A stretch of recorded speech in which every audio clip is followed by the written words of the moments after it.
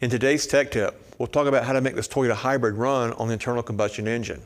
Normally a Toyota Hybrid in ready mode, the internal combustion engine may or may not crank up. Simply depends on the needs of the battery. Your scan tool should have a function under the powertrain menu for Hybrid. You'll enter inspection menu, maintenance mode. I found it kind of cumbersome and didn't always work for me, but there is a manual way of entering maintenance mode from inside the vehicle. Let me go inside and show you how to do it. All right, folks, I'm inside the vehicle. What I need to do is to press the start button twice without mashing the brake. This will put the vehicle in ignition mode. Once, twice.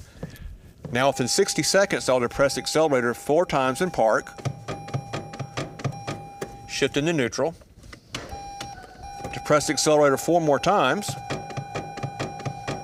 back to park, depress the accelerator 4 more times, mash the brake, and crank the vehicle. There you go.